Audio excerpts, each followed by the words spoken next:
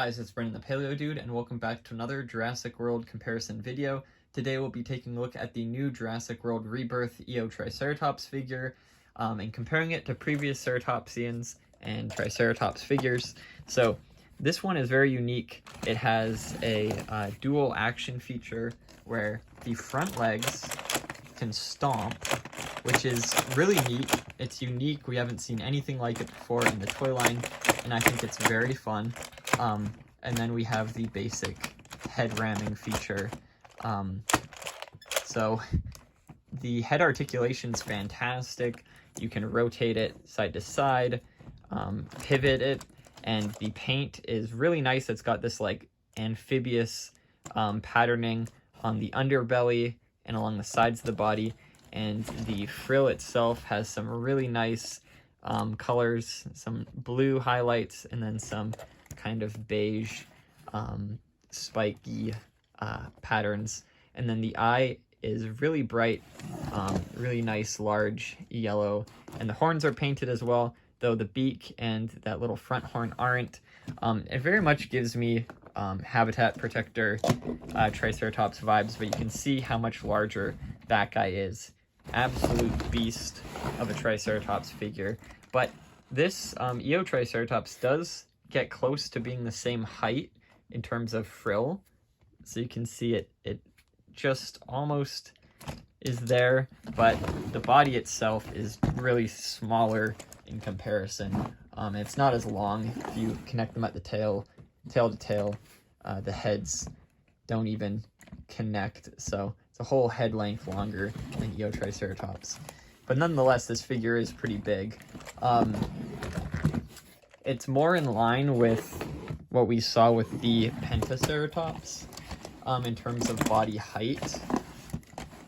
So you can see they have a very similar body height, and their head size is very similar. I mean, Pentaceratops has a far larger frill, taller frill, but the head size itself is very similar on these two. They also have like that rubbery frill, which is nice, though they did paint the beak and the nose horn on this guy, whereas it seems like they kind of cheaped out on the front of the face on the Eotriceratops. But that action feature is really cool,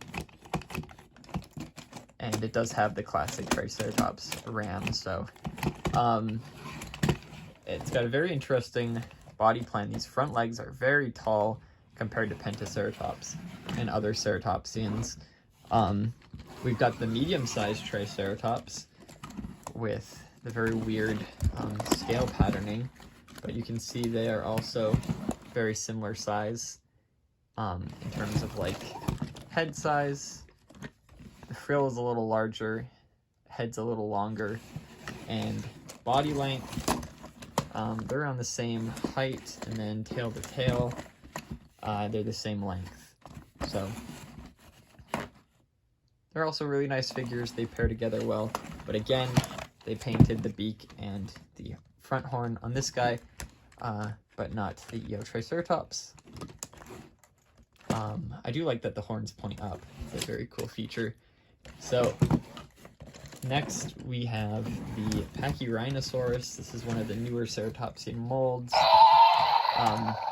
It is quite a bit shorter.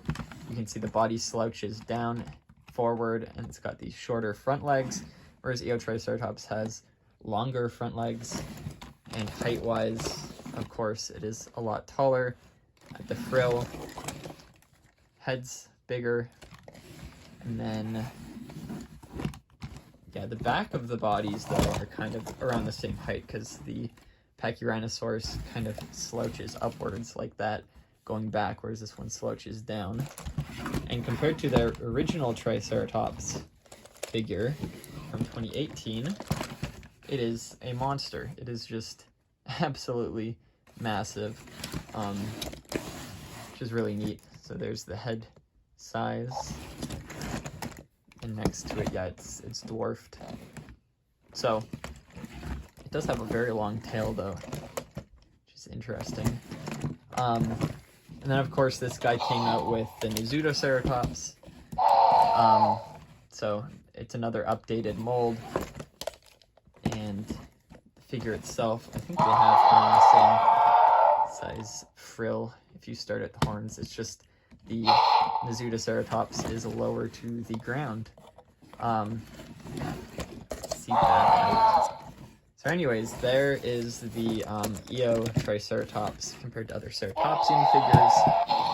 It's definitely a really fun figure with that action feature of the stomping and the ramming. If you do see it, it is definitely worth picking up. I'd say between the action feature and the fun paint deco on the front of the body, as well as it being just another imposing ceratopsian figure that gives the vibes of the Pentaceratops, it's definitely a good one to pick up. So I hope you guys enjoyed this comparison video. Be sure to check out my previous videos if you haven't already, and stay tuned for my future ones. I'll see you all in the next video then. Bye-bye.